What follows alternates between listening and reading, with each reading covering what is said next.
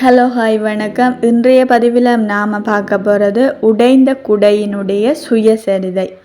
வாங்க வீடியோக்குள்ளே போகலாம். நான் ஒரு குடை. இன்று உடைந்த நிலையில் ஒரு மூலையில் கிடக்கிறேன். ஆனால் என் வாழ்க்கை பயணம் மிகவும் சுவாரஸ்யமானது. எனது சுயசரிதையை உங்களுடன் பகிர்ந்து கொள்ள ஆசைப்படுகின்றேன். நான் ஒரு தொழிற்சாலையில் உருவாக்கப்பட்டேன். அழகான கருப்பு நிற துணியினாலும் வலுவான இரும்பு கம்பிகளினாலும் என்னை தயாரித்தனர். பின்னர் ஒரு கடைக்கு அனுப்பப்பட்டேன். அங்கு பல குடைகளுடன் காட்சிப்படுத்தப்பட்டேன்.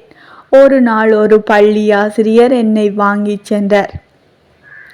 அந்த நாளிலிருந்து நான் அவரது நம்பிக்கைக்குரிய நபராக மாறிவிட்டேன். வெயிலும் மழையும் எதுவாக இருந்தாலும் அவருடன் சென்றேன். கடும் மழையில் நனைந்து விடாமல் அவரை காத்தேன். பள்ளிக்கு செல்லும் வழியிலும் சந்தைக்கு செல்லும் போதும் நான் அவருக்கு துணையாக இருந்தேன். ஒரு நாள் பலத்த காற்றுடன் கூடிய மழை பெய்தது.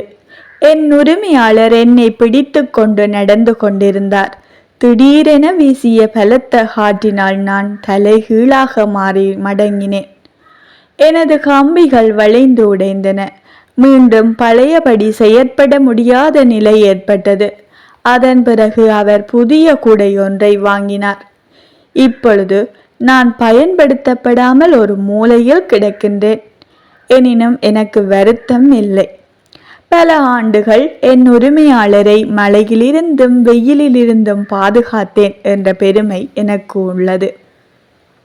எந்த பொருளாக இருந்தாலும் அது பயன்பாட்டில் இருக்கும் பொழுது தனது கடமையை சிறப்பாக செய்ய வேண்டும்.